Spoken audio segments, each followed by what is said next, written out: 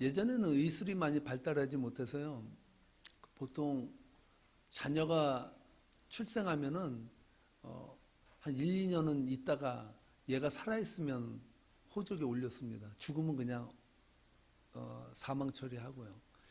그 정도로다가 이 자녀들이 많이 죽어서 저희 외할아버지 가정이 그랬는데, 저희 외할아버지 가정도 자녀를 6인가 7을 낳았는데 다 돌아가시고 2명 남매만 달랑 남았어요. 그래서 저희 외할머니가 늘 그랬대요. 저희 외삼촌이 편찮을 때마다 네 병 날다라, 네 병 날 줘라, 네 병 날 줘라 이랬대요. 네 병 차라리 내가 앓고 내가 죽겠다는 거예요. 너 죽지 말라는 거예요. 그래서 저희 외삼촌은 이 코를 하도 만져가지고 지금도 이 코가 약간 이렇게 주저앉았어요. 그 정도로 그 병치레를 많이 했는데, 어느 가정은요 또 자녀를 낳으면 10명 이상을 낳았는데 다 살아서 아주 건강하게 자라는 그런 가정도 있어요. 그래서 다복한 가정은 예전에는 10몇 명 넘는 그 가정도 있었다고 합니다.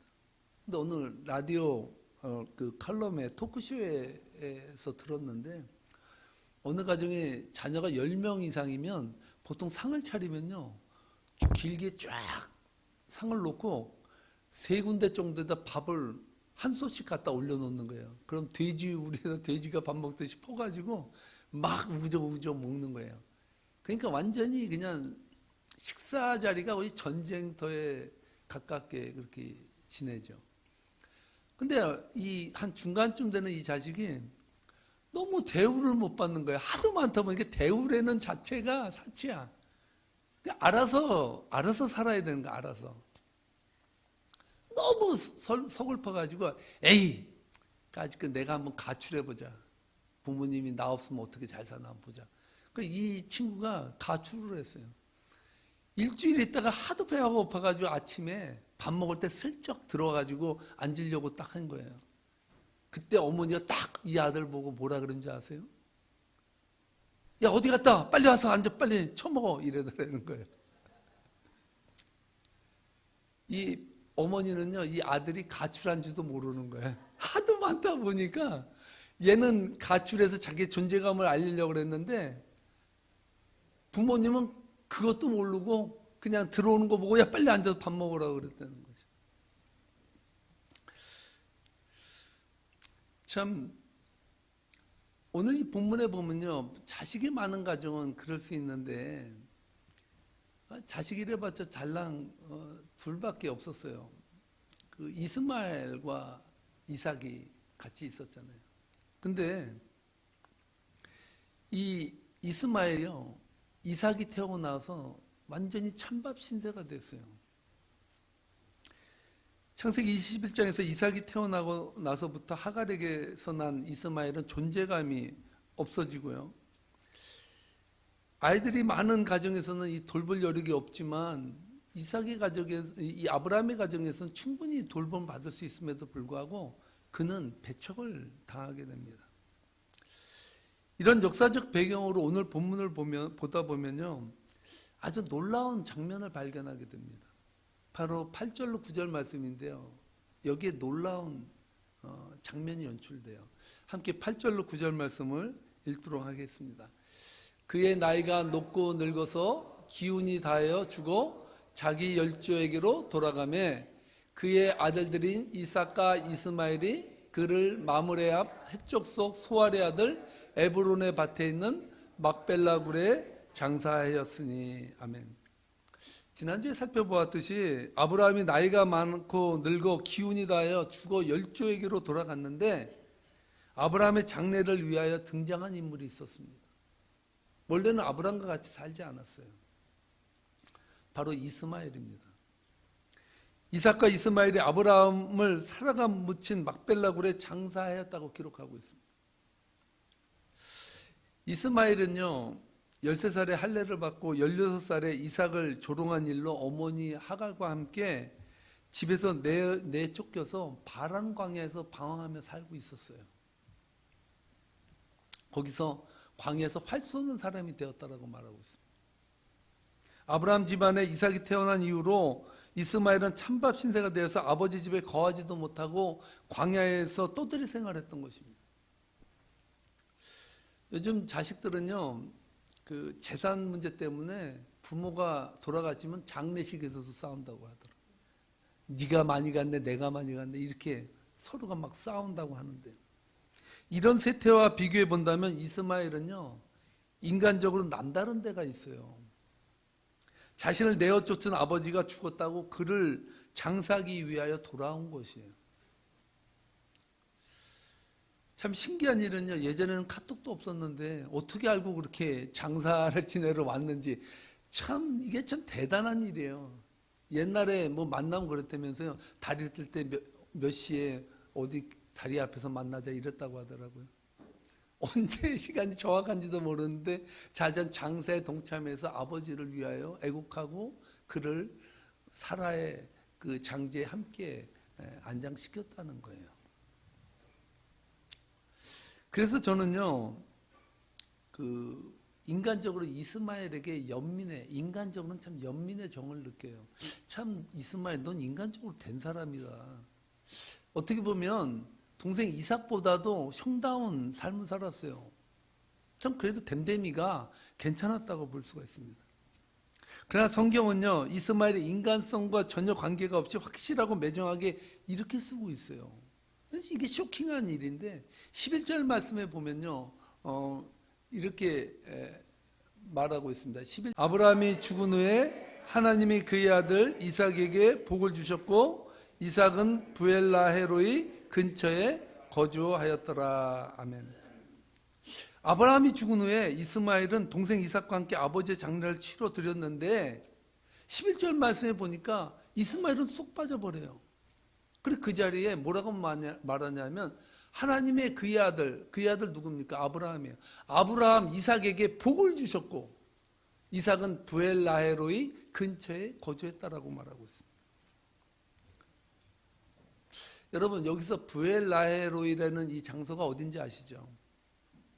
하갈이 아브라함으로부터 내쫓김을 당해서 도망치다가 도저히 살 수 없다라고 하나님 앞에 울부짖으면서 자기 아들 이스마엘을 돌 위에다 눕혀놓고 하나님 앞에 외친 자리에, 하나님 도저히 이제는 못 살겠습니다. 이제는 나를 죽여달라고. 내가 이제는 이 자식 데리고 어디 가서 사냐고. 그렇게 하나님 앞에 울부짖을 때 하나님께서 나타나시고 그를 위로하시고 그를 거기서 만나주신 자리가 브엘라헤로이예요. 어떻게 보면 하갈과 이스마엘이 축복을 받았던 그 장소였다고 볼 수가 있습니다. 그래서 이 브엘라헤로이라는 이 단어의 뜻이 뭡니까? 나를 살피시는 하나님의 우물이라는 뜻이잖아요. 나를 살피시는 하나님의 우물이 거기에 있었다라는, 나의 생명을 유지할 수 있도록 하나님이 지켜주신 그 자리가 브엘라헤로이였다라고 말하고 있다는 거예요. 근데 중요한 사실은 뭡니까? 이 자리에 누가 와서 살고 있는 거예요? 이삭이 와서 살고 있어요.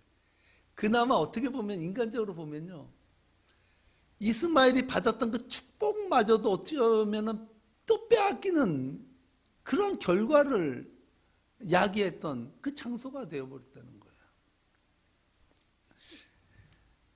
하나님 너무 불공평하지 않습니까? 아니, 어느 놈은 배추뿌리 심고 어느 놈은 인삼뿌리 심습니까? 어느 자식은 천대를 받고 차별을 받고 그 하나님 만나주신 그 장소도 빼앗김을 당하고 쫓김을 받고, 어느 자식은 거기서 떵떵거리 거주하면서 하나님의 복을 누리고 살아요. 너무 불공평하지 않아요? 바울사도는 한술 더 떠서 하갈과 사라의 관계를요, 율법과 성령의 관계로 재해석하면서 하갈과 그의 아들 내어 쫓으라고 말을 해버려요. 갈라디아서 4장 22절인데요. 함께 읽어보겠습니다. 기록된 바 아브라함에게 두 아들이 있으니 하나는 여종에게서 하나는 자유 있는 여자에게서 낳다 하였으며 여종에게서는 육체를 따라 낳고 자유 있는 여자에게서는 약속으로 말미암았느니라. 이것은 비유니 이 여자들은 두 언약이라. 하나는 시내산으로부터 종을 낳은 자니 하갈이라. 그러나 성경이 무엇을 말하느냐? 여종과 그 아들을 내쫓으라. 여종의 아들이 자유 있는 여자의 아들과 더불어 유업을 얻지 못하리라 하였느니라. 아멘. 여러분 더럽고 치사하지 않아요? 아니 하갈이 종의 몸으로 신분으로 살았다는 것도 서러운데 거기서 그래도 아브라함의 시잖아요. 서자지만 자신의 아들인 그 이스마엘을 내어 쫓고 자유 있는 자에게서 난 사라에게서 난 아들만 축복을 받고 유업을 받는다라고 하는 것이 하나님의 메시지라는 거예요. 이거 어떻게 받아들이겠어요? 어느 기자가 케네디에게, 존 F 케네디 아시죠? 미국의 대통령.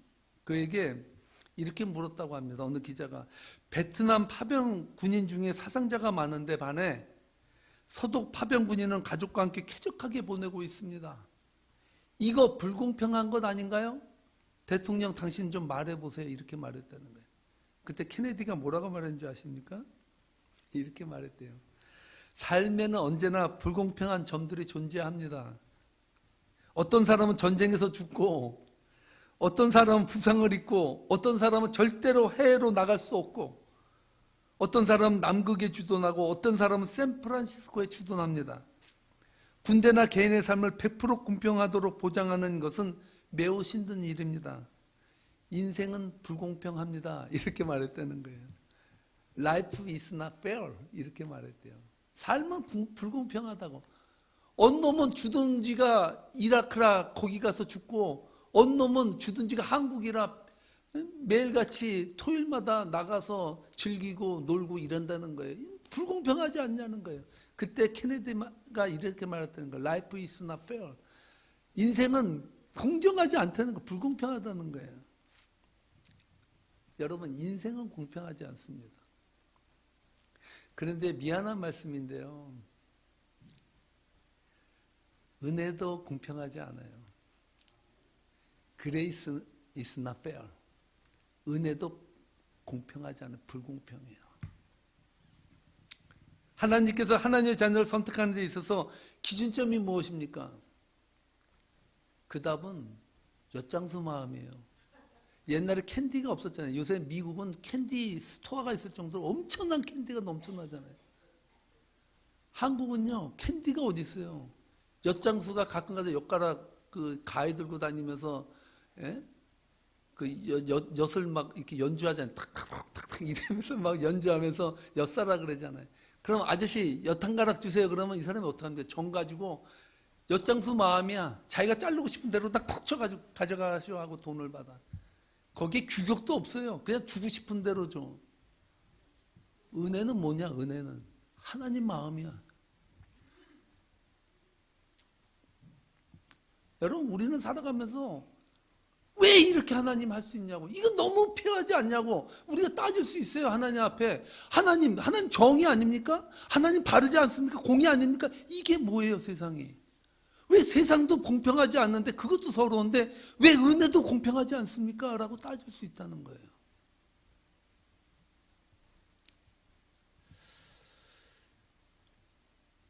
하나님이 하나님의 자녀를 축복하고 선택하는데 기준이 무엇입니까?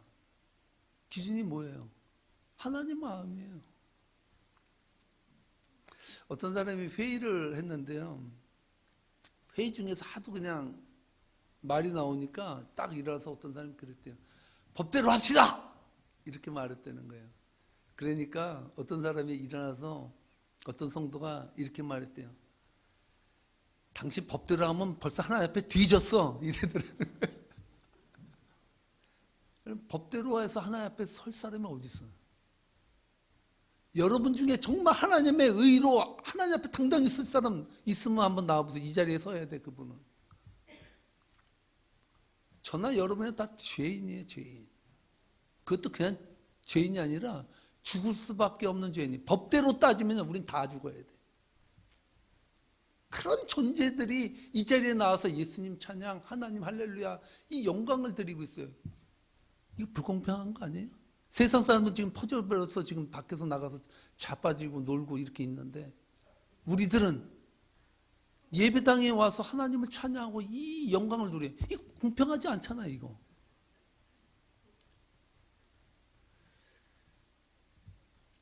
하나님 방식이 너무 공평하지 않습니다. 은혜는 공평하지 않는 거예요. 이 사람아, 네가 누구기에 토기장에게 나를 이렇게 만들었냐고 따질 수 있느냐? 라고 바울이 말하면서 내 진흙 가지고 내가 만드는데 왜 네가 뭐라 그래? 이렇게 말했다는 거죠. 로마서 9장 19절로 21절 말씀인데요. 우리 잘 새겨서 함께 읽겠습니다. 혹 내가 내게 말하기를 그러면 하나님이 어찌하여 허물하시느냐? 누가 그 뜻을 대적하느냐? 하리니 이 사람아 네가 누구기에 감히 하나님께 반문하느냐? 지음을 받은 물건이 지은 자에게 어찌 나를 이같이 만들었느냐 말하겠느냐? 토기장이가 진흙 한 덩이로 하나는 귀 있을 그릇을 하나는 천 있을 그릇을 만들 권한이 없느냐? 아멘. 똑같은 남자 아이가 식당에 가서요.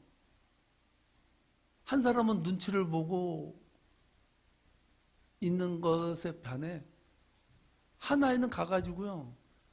그냥 아무거나 다 주문해서 달라 그래. 그래서 주문해서 받아서 먹어요. 그 특혜는 무엇 때문이에요? 주인의 아들이기 때문에 그래. 주인의 아들이기 때문에. 제가 옛날 매표소 얘기했잖아요. 옛날 코미디언이 매표소에서 한 대여섯 명이 줄을 서고 있는 거예요. 근데 앞에 있는 두세 사람이요. 수영장에 가는데 딱 가가지고 매표소에 돈도 안 내고 딱 그 안에다 손을 집어넣는 거예요. 그랬더니 매표소에서 놀라운 일이 일어나요. 표 한 장하고요. 돈 2,000원이 달라서 들어오는 거야. 그러니까 뒤에 있는 사람들이 신기한 거잖아요. 두 번째 사람이 또 딱 넣었더니 수영장 표하고 2,000원이 또 들어와 있는 거야. 그 세 번째 있는 사람이 너무 기분이 좋은 거야. 야, 이 수영장은 완전히 땡 잡는 데구나. 그래서 이 사람도 딱 손을 넣었다는 거예요. 그때 매표소 직원이 튀어나와가지고 야, 이 자식아, 네가 내 아들이요? 이러다는 거예요. 아들의 특권을 누려버리는 거예요. 아들의 특권을. 페어합니까? 바울이 그러는 거예요. 왜 은혜는 어느 놈은 은혜 받고 어느 놈은 못 받냐? 쏘아. 아니 하나님이 토기를 만들 때 하나는 귀 있을 그릇을 만들고 하나는 천이 있을 그릇을 내가 만들겠다는데 왜 네가 난리야? 내가 하겠다는데 왜 네가 그것에 대해서 반문하냐? 은혜는 페어하지 않아. 우리가 하나님 앞에 설 때 불공평을 논한다는 것은요, 세상의 논리예요. 세상도 불공평하지 않는데 한 군인이 큰 잘못을 저지른 그 군인에게 아주 중형을 언도하려고 했습니다. 그 사건을 알고 나서 그 어머니가, 그 군인의 어머니가 이 장군에게 와가지고 바짝 엎드려서 이렇게 말했다는 거예요. 장군님, 내 아들을 용서해달라고.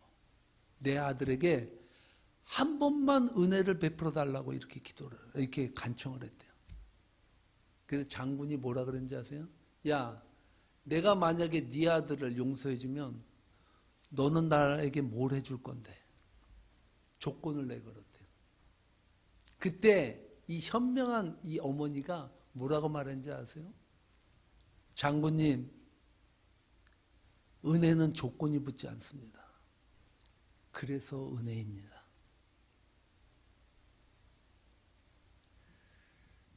만약에 은혜가 공로로 이어질 수 있다면, 만약에 은혜를 받는데 조건이 붙는다면 그것은 은혜가 아닙니다. 공로고 보상입니다. 자기의입니다. 내가 잘 믿는다고 생각할 때 조심하기 바랍니다. 여러분, 내가 잘 믿는다라고 보이는 것은 내가 공로가 쌓인다는 거예요. 내 의가 지금도 나아진다는 거예요. 하나님 앞에 설 때 그래도 남보다 당당히 쓸 수 있는 조건을 지금 갖고 있다라고 생각하는 거예요. 제일 위험합니다.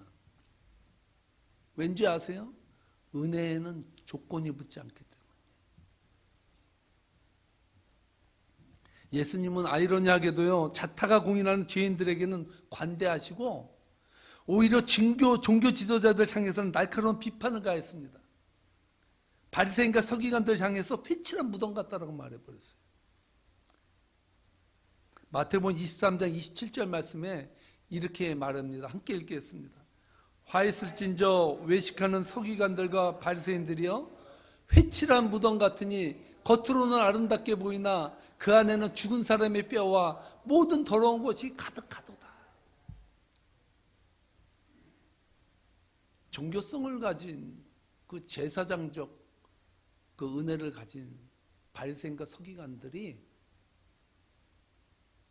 세상이 볼 때는 의로웠게 보이지만 예수님의 눈에 보일 때는 회칠한 무덤같이 그 안은 가식과 거짓이 완전히 온상이 된 그 자체로 자기의 거룩을 쌓아놓고 살아가는 그 바리새인들의 모습을 보았다는 거예요. 그러니까 예수님은 그것을 날카롭게 비판하면서 회칠한 무덤 같다라고 말했어요.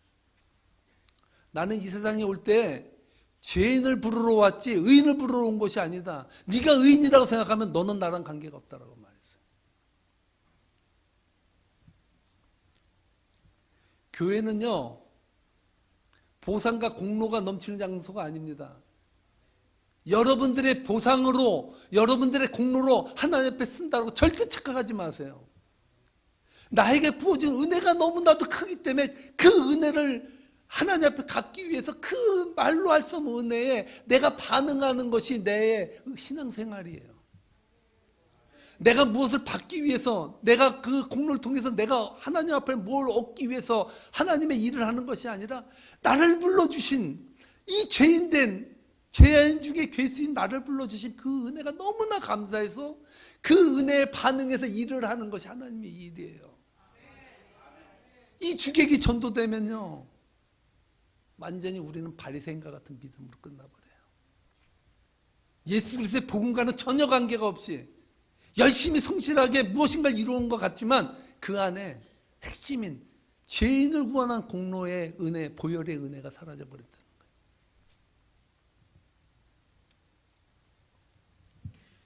세상의 방식은 일한 만큼 혜택을 누리는 것이고 일한 만큼 인정을 받는 것이고 이미 받은 은혜에 대한 반응으로 일하는 장소입니다.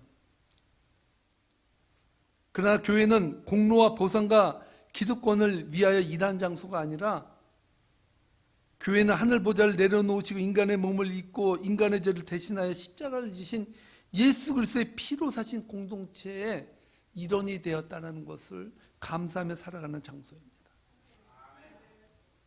그러니까 여러분에게 제안합니다. 여러분 은혜로운 신앙생활하고 싶지 않습니까? 그렇다면 교회를 즐겁고 은혜롭게 여러분들이 지내고 싶으시면 은혜에 취해서 하십시오.